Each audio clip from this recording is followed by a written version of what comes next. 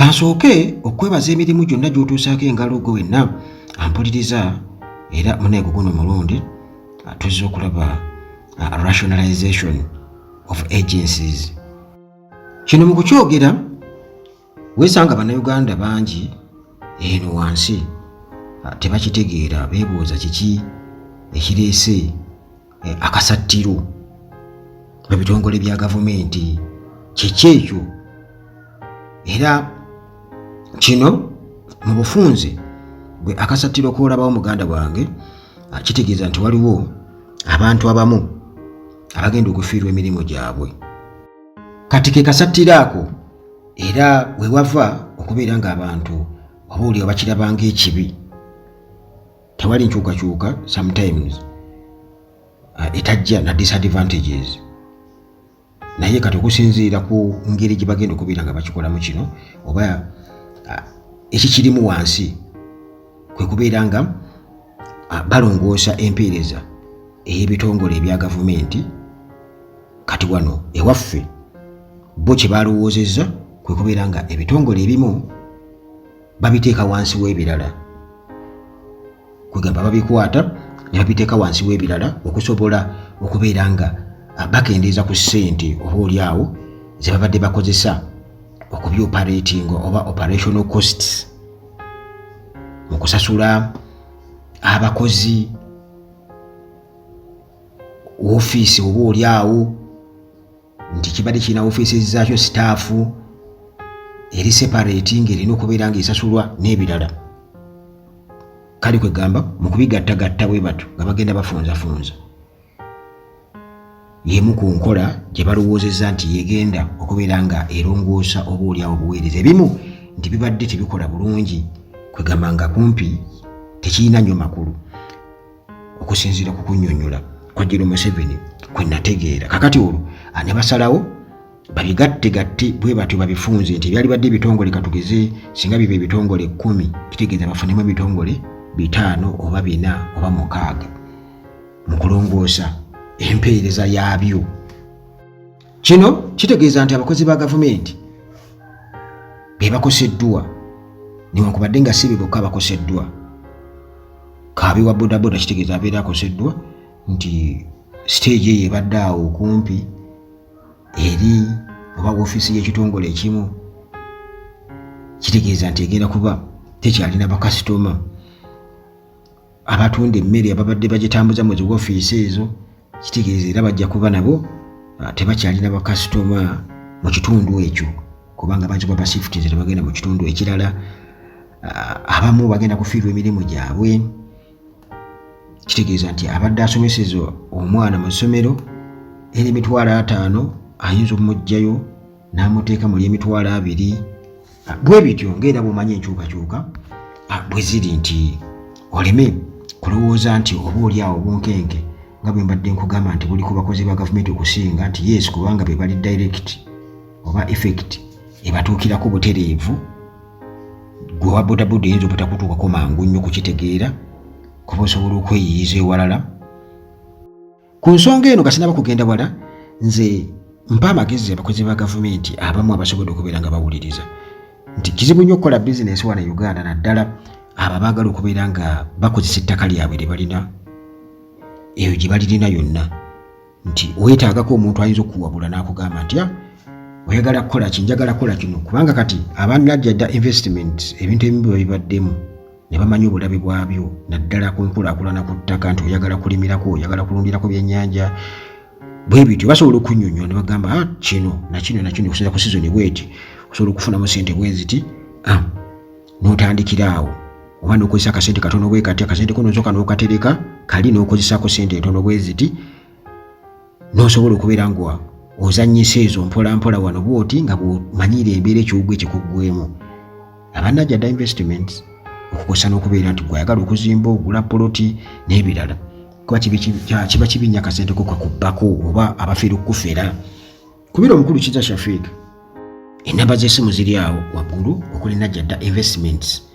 naddala mmwe abagenda okubeera affected wansi wa rationalization of government agencies, kubanga nkimanyi nti abantu babeera tebamanyi ki kyakuzzaako. naye ng'ate ettaka balirina. Ng'oli alina yiika y'ettaka oba 2 oba 3 awo nga bweziri nga kyabugagga nnyo gy'ali naye nga tamanyi. Mu kukikola bagenda kuba ndowooza bakompeseetinga abo ababeera bafiiriddwa emirimu oba abamu okubeera nga babateeka baba absorbinga mu sisitimu nga bwe babeera bajja diastins nti babatwale oba babadde bakola eno mu agency eno babatwale babateeke babaweeyo emirimu emirala, kubanga era kitegeeza nti gye babatutte mu agencies gye bagenze okubeera nga obuvunaanyizibwa babutwala, kitegeeza nti era wajja kuba weetaagisa okubeerawo at least additional staff. Kati abamu bajja kuba batwalibwa, abalala basuulibwe. Bayinza okubawaayo akasente akatonotono mu ngeri y'okuba kompeseetinga bwe bati bagende beeyiiye ewalala oba basabe emirimu ewalala. Abalala nga bwe nkugambye nti sisitimu ebakola ki?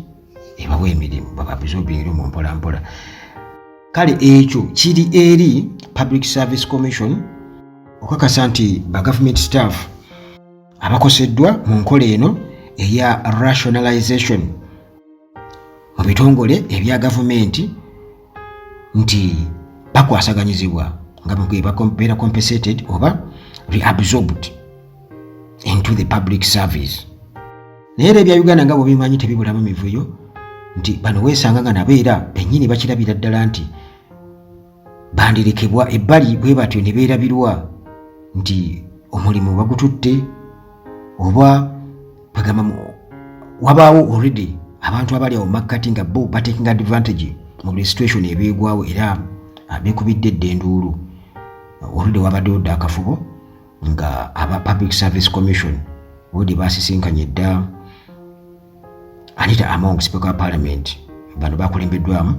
chairperson waabwe Agnes Kabogoza Musoke okubeera nti munnange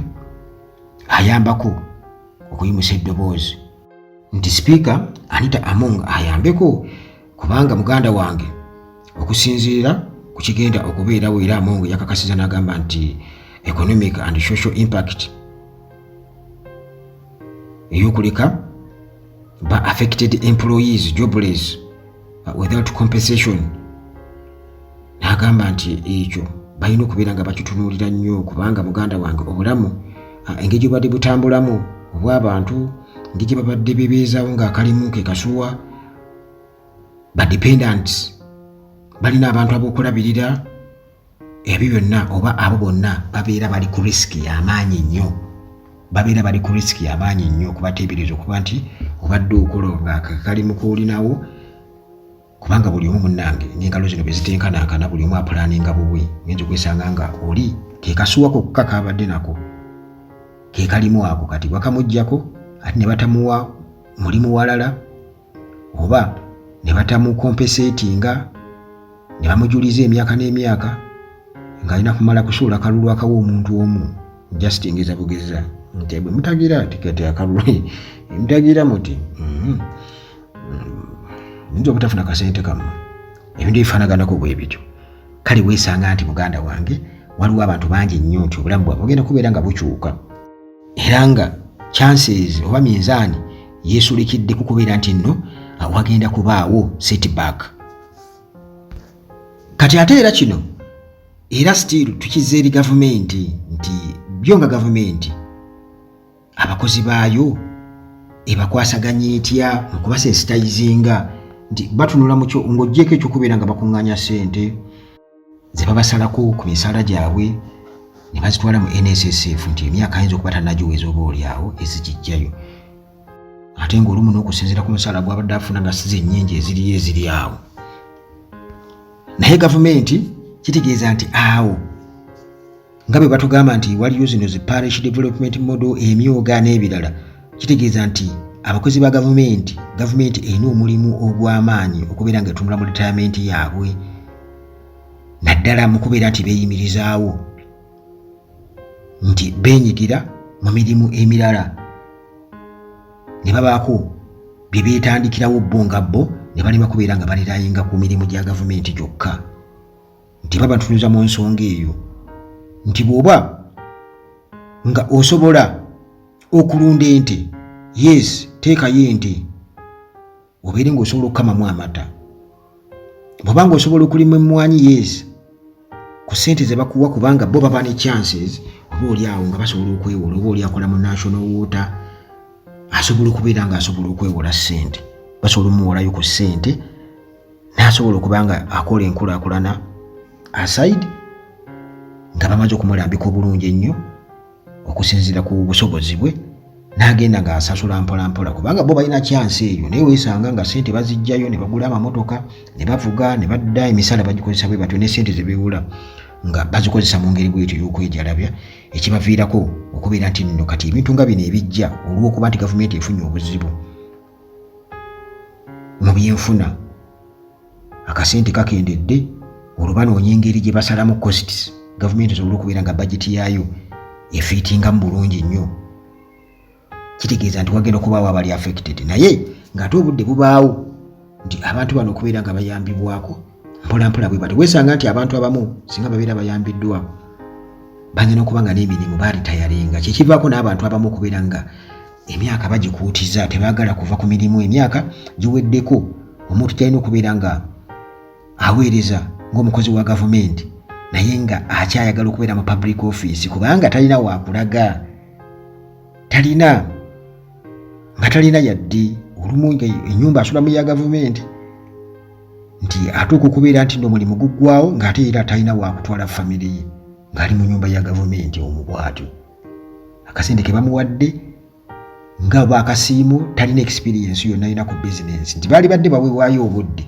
mu budde obungi bwe bakoleramu zippate n'ebirala okitegeera oba oliawo ne basomesebwa kuba kati Uganda weeri muganda wange si ssaawa ya pate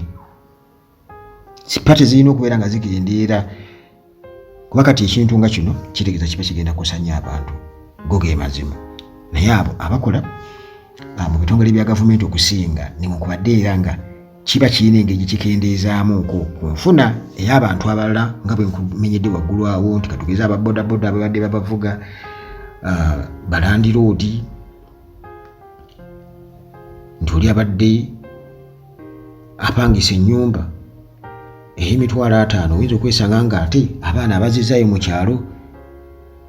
n'omukyala ng'alina kuddamu ate kupanga buto n'addira ddala ku 0 abamu n'obutaddamu kuyimuka nga bwolaba covid bwe yakola abantu nti newankubadde waliwo ko syndicate mu ngeri y'omutima omubi naddala ku bantu ab'omu kikuubo bonkyakijjukira bulungi nyekyo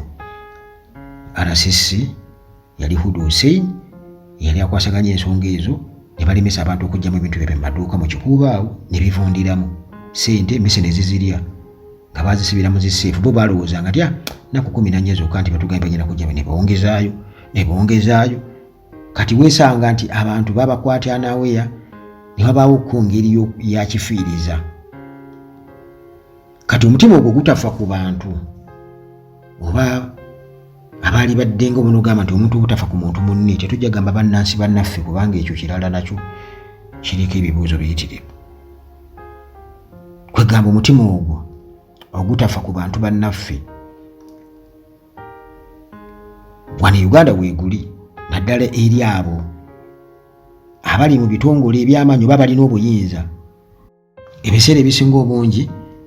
tebatera kufa nnyo ku bantu balala bali disadvantaged era y'ensonga lwaki okiraba nti ekyo kyaliwo kuva dda legacy ebaddewo nti abantu kati ng'abeeruweero babasuubiza ebintu bingi nnyo n'okutuusa kati byabalimu kubeera nga General Museveni kennyini abitookereza kwegamba abantu bafiirwa ebintu bingi nnyo kati saa bino balina kwenyonyolako nnyo emyaka kumpi 4 balina kwenyonyolako naffe baali ente zaffe naffe baakola bati naye ate nga bakimanyi bulungi nnyo era General Museveni bw'aba anyumya emboozi abanyumiza gye beekweka ne bayita eno ne bakola bati tusanga omwami bw'ati babimanyi byonna era babinyumya bulungi nnyo naye munnange baagaana okuwa abantu abo oba okubaliyirira baagaana kitegeeza bakikola kagenderere kati ne mu nkola eno oyinza okwesanga nga waliwo abafunye omukisa okusuula katugeze nga basuula bannaabwe okusinziira ku mawanga okusinziira ku madiini nga bamumanyi wano e Uganda kuba byenjogera si bipya naye katusabe nti bikikwatako oba abo enkyukakyuka beekyukiddemu. Mukama Katonda abaluŋŋamye era abasobozesa okubeera nga basobola okwekumaakuma mu kasente katono ke baba bawadde, bwe baba bakabawadde, basobole okubeera nti batambuza obulamu. Kubanga Uganda ekizibu ekiriwo nti ne conditions teziri favorable. Conditions teziri nti okukola bizinesi e Uganda munnange si kintu ekyangu ennyo bizinesi okummuka nti emmuke, kubanga nti ground eri jagged nnyo, ejjudde muganda wange amajimbi mayitirivu nnyo, ate naddala ku muntu atamanyiira akubeera nti akola emirimu gino egya wano nawalidde eno ddeeri suubula kino tundafuna kamagoba bwe gati.